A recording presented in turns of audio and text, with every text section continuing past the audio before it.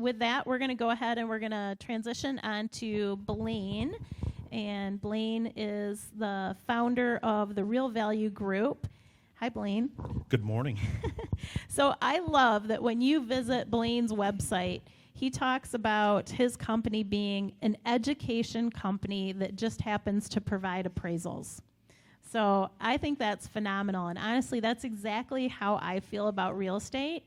And can you share a bit about how you developed your philosophy and why it is critical for people to be knowledgeable about their homes, even if they aren't selling? Yeah, great question. First, Laura, thanks for having me. Thank you all for being here, taking your valuable time to become so savvy. I changed my philosophy about appraising homes back in 08, 09. Everybody here knows what happened in 08, 09 when it comes to real estate. And the real estate market was decimated. Appraisal fees were cut in half. The whole process changed. Basically, every method I used to get and keep good business, which was relationship-based, was taken away from us. Everything was now just a name and a number and a rotation. And I was ready to leave the business. So I sat down and did some strategic planning, and I asked myself a question: what would keep me in this business? What do I enjoy doing? And it was education. And I said, well, if I could revamp everything in my business and do what I love doing, which is educating while also doing appraisal. And so that's how I came to that.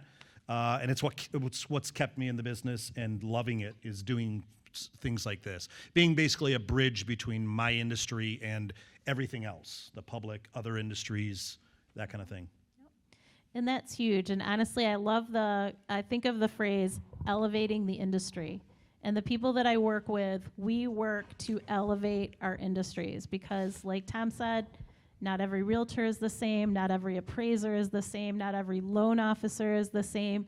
You guys deserve to work with quality professionals that will serve you at the highest level and don't settle for anything less. So, all right, so Blaine, I'm going to have you talk a little bit more about Zillow. So I often have people tell me what Zillow says their home is worth.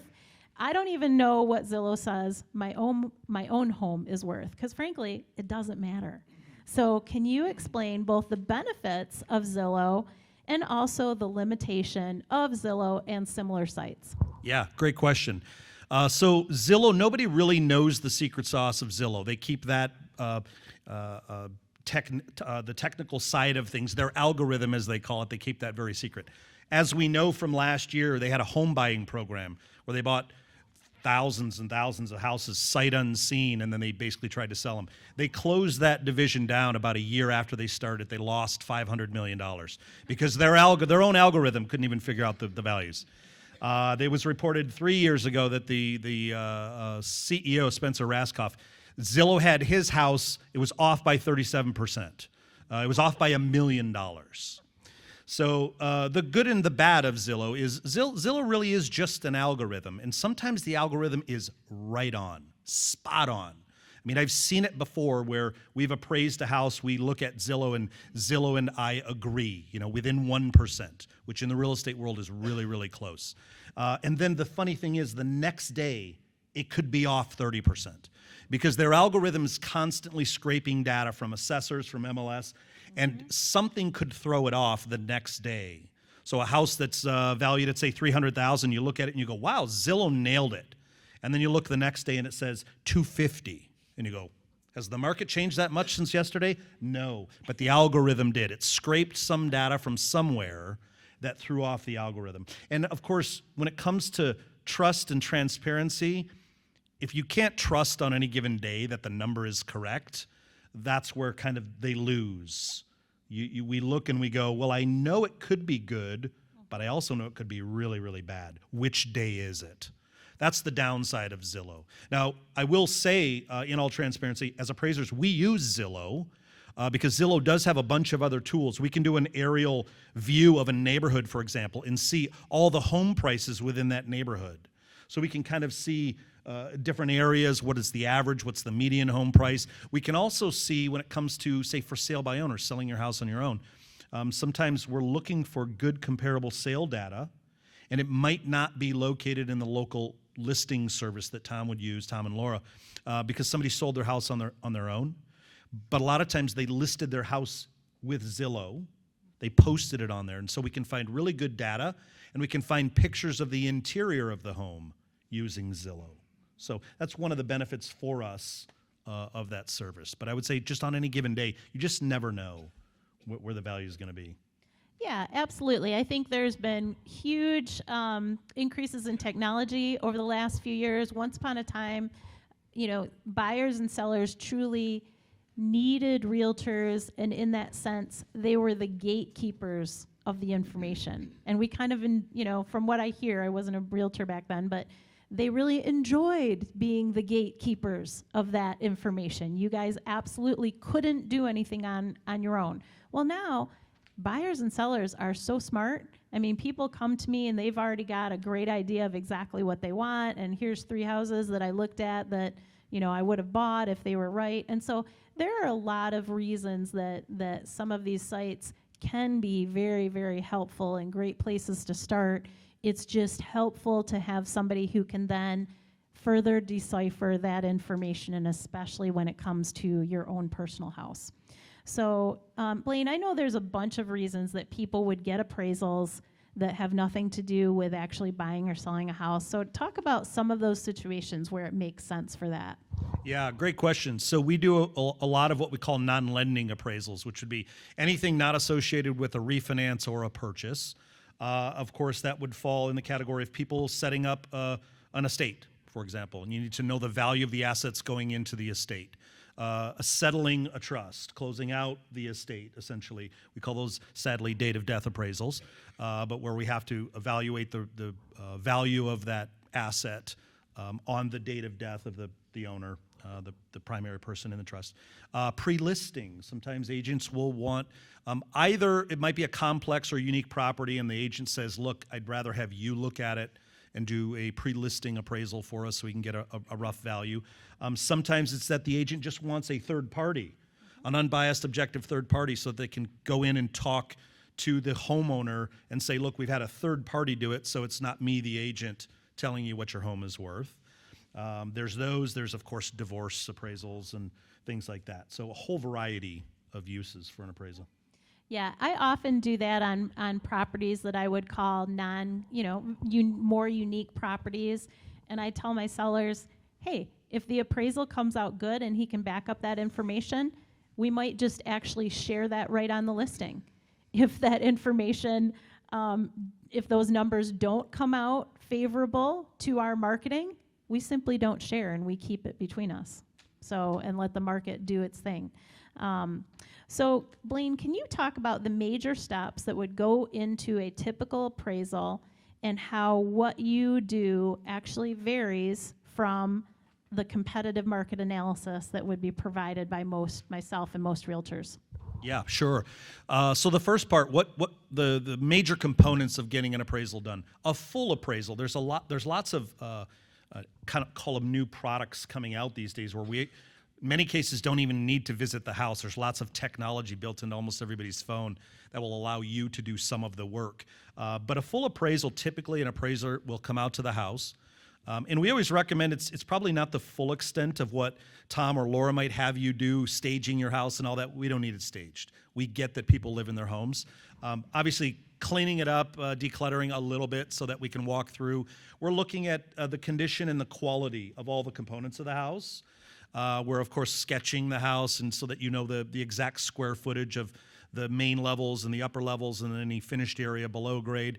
We're just basically getting a sense of the exterior, the interior, the condition, the quality, any updates, any remodeling, any special features, those kinds of things that might contribute to the value that typical buyers and typical markets would either want to see or maybe discount the house if it's not there. That's the major components. The differences you asked between what an agent does and what an appraiser does. Many times people will call us, people like you, they'll call us and they'll say, hey, we want to have an appraisal done. We always ask, what do you need the appraisal for? You know, what all is it about? So we can give you the best advice on which product you need and how we can help. And I would say probably 50% of the time or more, we actually tell people, you know, the thing you may want to do is call a good real estate agent first, because Laura or Tom can come out and do what's called a CMA, a market analysis for you. And it sounds like that's all you need, and most agents don't charge to do that. So the biggest difference between, say, a market analysis and what an appraiser does, the reason you would call an appraiser is either when you want a legal document, and also maybe an appraiser might go a little bit deeper and a little more scientific on adjusting for the differences in all the comparable sales for all the different components. You have an in-ground pool, a comparable sale doesn't have an in-ground pool. An appraiser has a bunch of tools available to him to extract from the market the adjustment for that pool, where the agent doesn't always have those tools available, and so they might guess. But quite often, they can get really, really close. So it's usually maybe legal purposes. You just want that document that the appraisal will give you. Yeah, I tend to tell clients that an appraisal is a little bit more mathematical, like he's saying, statistical. You're using very specific things. When I've tried to do what Blaine does in terms of adding specific values or taking them away for things, I get really confused. So it's good, just like any of you, I need my experts in different areas that are truly experts in, what they do that is on the fringes of real estate, but not exactly what I do. Well, yeah, and if I can say, Laura, one of the biggest differences, too, with an appraisal, Tom said it, appraisals are backward-looking. Because we use comparable sales that have already sold and closed, even if backward-looking is just yesterday or up to a year ago, it's always looking backward. We're never looking forward and guesstimating what your house could sell for. That's one of the big differences between an appraisal and an agent, is appraisals are appraising on what's called market value, which is the most probable price in a market, not what you could sell your house for or what one buyer would pay for your house, but what the total market of buyers of similar homes in your neighborhood have paid for similar houses. So where I can tell you what happened yesterday up to 2 years ago and what the most probable price is, what agents are really good at is telling you what things can sell for in this market, if that makes It does. Makes sense. It does. And marketing plays into that quite a bit, and even things like interest rates, so we'll talk about in a little bit. So Blaine, what are some of the things that have the greatest impact in adding value to a home? And is it possible that two next door neighbors could legitimately have completely different appraisal values, even if their homes are similar size and style? Yeah, so I'll start with the second question first because it will give us answers to the first question. Is it possible that two neighbors with the exact same house could have different opinions of value from an appraisal standpoint? And the answer is a hearty yes, of course. And it's because the market prefers certain things. It will either pay a premium for certain things or it will discount. We all know from our own personal behavior, by the way, that when we discount something, we tend to discount more than the distance we would pay a premium for something. So where somebody might pay a 10% premium to have granite countertops, they will discount your house 15% if there aren't granite countertops. Does that make sense? It's just natural human behavior. Because not only do we discount the cost of not having those granite countertops, we add in a hassle factor. Now I have to put them in. You're making me put them in, Mr. and Mrs. Seller, so I'm going to discount you even further. So that's where two houses that could be almost exactly the same might have different opinions of value. It has to do with the updating, the remodeling, all the things that could be done. Now the first question, what are the things that add the most value? This is a real common question, and it's almost a little bit of a myth, for example. Every year, twice a year, NAR, the National Association of Realtors, puts out a magazine, and the cover of the magazine is what adds the most value to a house. And then inside they will have statistics and they will have actual percentages. Remodeling your kitchen recovers 56% of the value, and it raises the value of your home this much. Well, how could they possibly know that? As Tom said, every market is different. Real estate is all local. We tend to use the term market with a little m, meaning submarket. Submarket could be just your street, could be a very specific market. We know streets in East Grand Rapids. We know streets in the Northview School District where people want to be on that street. It could be a neighborhood or a development. It could be a gated community. It could be just a school system. But every market is specific, and buyers in every one of those markets prefer specific things. Some of it's general. Yeah, we want to have a pool. But some of it is very specific to that market. And so the answer to that question is more nuanced. What adds value in a 800 square foot house in Wyoming might not be the same thing that adds value to a 5,000 square foot house in Ada. It's vastly different. And so the real answer is it's important to know what is important to buyers of homes in your specific little m market. What are your neighbors doing? How are they updating and upgrading their houses? Is your house at the top end of those updates and remodel, or is it lacking behind some of those? So appraisers will typically never give you a straight answer, as you can tell, on that topic. Because I can't tell you. If you remodel your kitchen, I can't tell you. Will you get your money back? I don't know. Probably what I will ask is, if you remodel your kitchen, are you bringing it up to the standards of the rest of the houses in the neighborhood, or are you exceeding them? If you exceed them, your house may command a premium by buyers in the market. Will that premium cover your dollar for dollar input on the kitchen remodel? Very, very hard to say. Buyers are fickle. So it just really depends. No, you've done a great job of dodging that question, Blaine. Thank you. I'm a master at it. No, and even things like pools, for instance, that would be a great question. So sometimes I'll have a seller that has a pool, like, well, how much value does this add? Well, it doesn't necessarily always add value, because you've then got a different pool, excuse the thing there, but of buyers that are going to buy or look at your house, because some people are specifically looking for a home with a pool. Some people would absolutely not buy your home because it has a pool. So that, it doesn't always add value. It only adds value to the buyers who are specifically looking for that aspect of your house that you're adding. And then in that same respect, it really depends on the condition of everything. So maybe you have a pool, but it's a little bit more like a swamp. So you haven't used it, 10 years ago, your grandkids were out there on a regular basis, and now not so much. So you're like, well, I think the pump works, and I think this is good, but I think it might need a new liner. I mean, all of those things are going to make a huge, huge difference. So, all right, so we talked a little bit about buyers in the market. So I know that many of you guys are literally bombarded on a regular basis with people who do say that they want to buy your home. So, Blaine, from your point of view, what would you tell somebody that is getting 17 letters from the I Buy Ugly Houses guy as to, does this make sense for homeowners? And if so, which homeowners would that be? Well, obviously, the advice would be, if you are getting those and you have an interest you've been thinking of, just what you started the reason you're having all this is you call the pros that you know. You call up, I personally would call up my trusted agent as well. Because the agent is in the market, they're in the trenches every single day. They know what's going on. They know buyer preferences, seller preferences. So the first thing I would always say is call your most trusted agent. Second, right after that, if you can't get a hold of your most trusted agent, would be to call your most trusted lender, because they're in touch always with the most trusted realtors, and they know that market data all the time.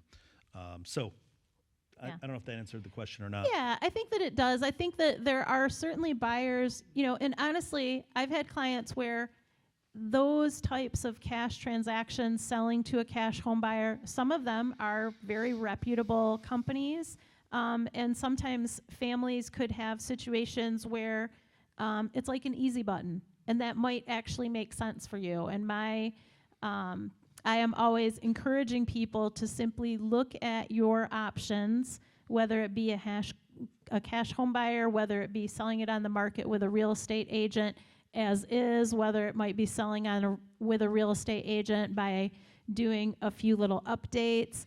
The important thing is that you have the knowledge of what the difference in your walkaway numbers are going to be based on that decision, so that you're making an informed decision. I find that some of the people that go with the cash home buyers don't truly understand that had they done a few little things that cost them relatively little money, they could have walked away with $30,000 more. It's really important for you guys to understand those differences.